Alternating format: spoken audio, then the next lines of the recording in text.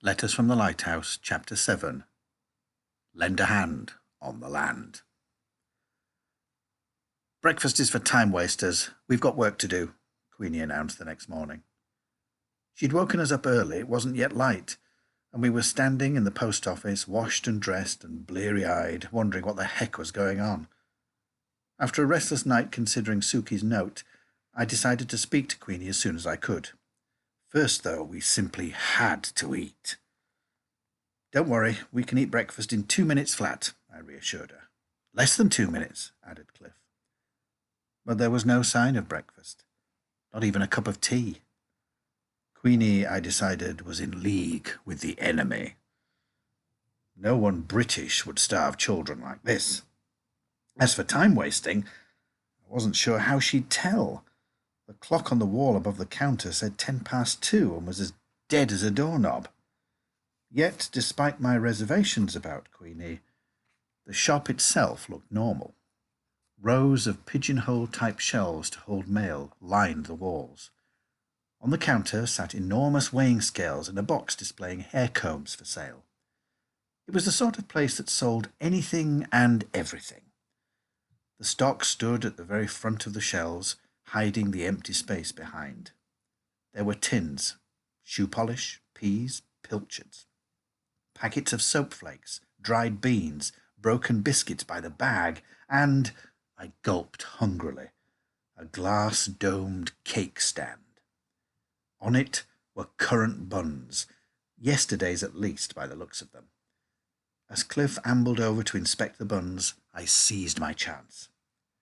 I need to talk to you, Queenie, I said, dropping my voice, about my sister.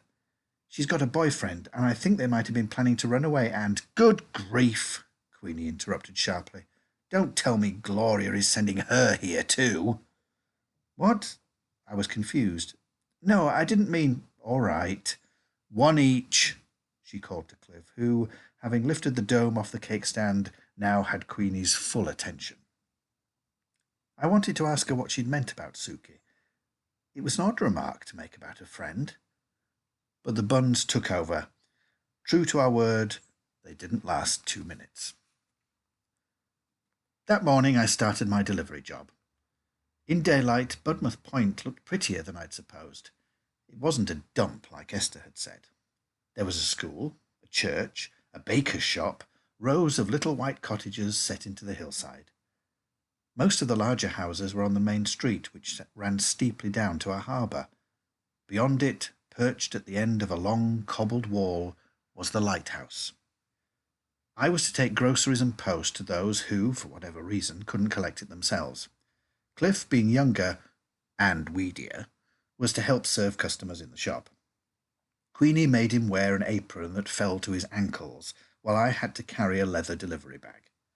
She told us, though, that today was our first day she'd expect us to be as quick as the Jensen boys had been because customers shouldn't be kept waiting.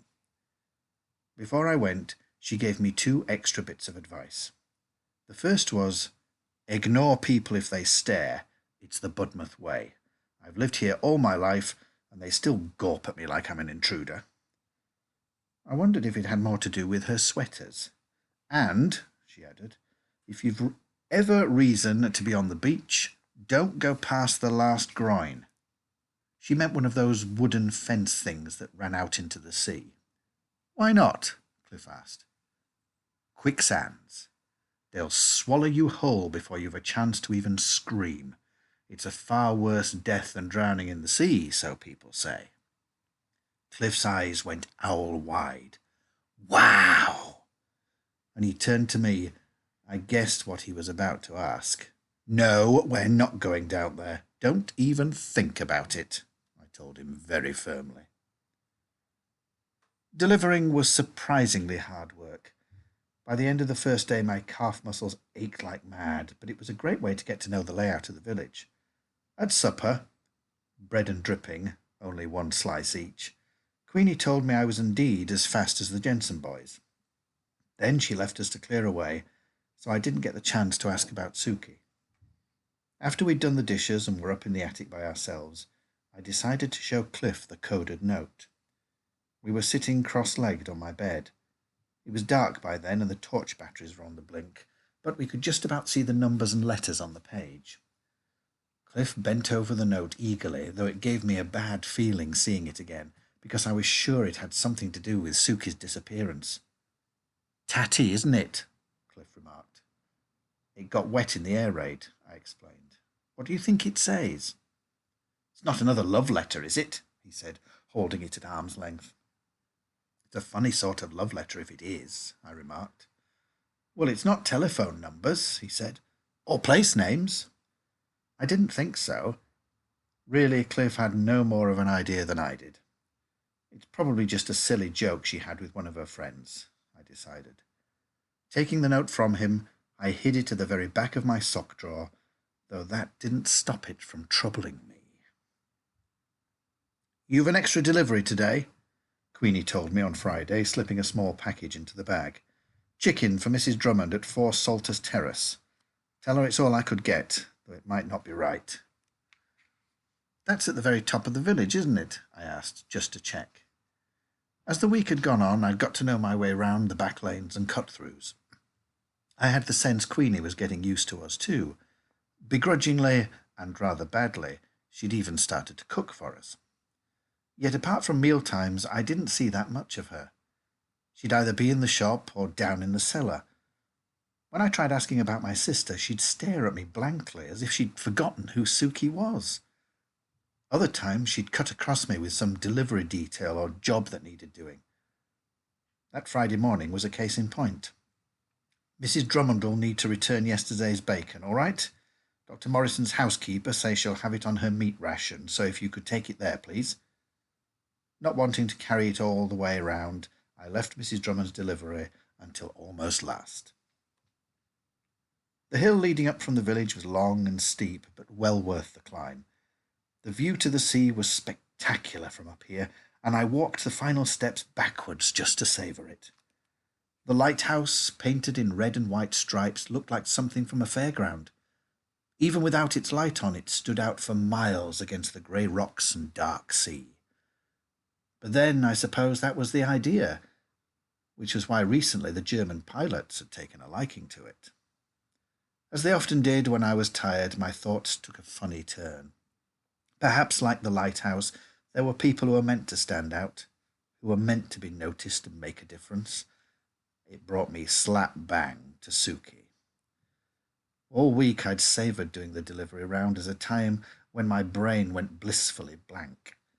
And yet back at Queenie's I'd looked at Suki's notes so many times the paper was wearing thin. It had to be a secret of some sort. Why else would it be written in code? I'd no idea. My sister had liked raspberry jam on toast and left long brown hairs in our sink that blocked the plug hole. She'd slept late on Saturdays, turned the wireless up loud when a dance tune came on. But when I thought of her now, it was like there was this whole other Suki I didn't know. And it frightened me. Taking a deep breath, I turned away from the sea. Salters Terrace was easy to spot. It was the last row of stone cottages in Budmouth Point. To my surprise and dismay, standing outside number 4 was Esther Jenkins. She was leaning against the wall, one leg tucked up behind her. Her face was blotchy, like she'd been crying again. I wanted to ask if she was all right, but she looked so awfully fierce I didn't have the nerve. "Can you give this to Mrs. Drummond, please?" I asked, hating how small I sounded. I held out the parcel of chicken. "Give it to her yourself," Esther said flatly. "The old witch is inside." I stared at her, appalled but a little impressed. Then I noticed the suitcase on the doorstep, a school blazer and hat slung across it. "Are you staying here?" I asked. "Not if I can help it, no." Snatching up her things, Esther disappeared off down the hill. Mrs. Drummond came to the door almost straight away. I recognized her from the village hall the other night. She was the woman who'd stayed with Esther while she cried. "That girl is impossible," she sighed, gazing past me into the street. "Where's she gone? Did you see her?" She just went off." I wasn't sure what else to say. "Here's your delivery from the shop. And Queenie says can you return yesterday's bacon? Oh, right you are. 'Tis a shame to waste it. Taking the chicken, she turned to go back inside for the bacon, but something caught her attention and she froze. Listen to that, she said, fingers raised. Planes. I frowned. Planes? What, like aeroplanes? German ones. I'll bet you on their way to bomb poor Plymouth again. Mrs. Drummond was right. There, on the wind, was the unmistakable drone of aircraft. A familiar dread grew in the pit of my stomach. "I'd better go," I said, and hurried away, anxious to find Cliff.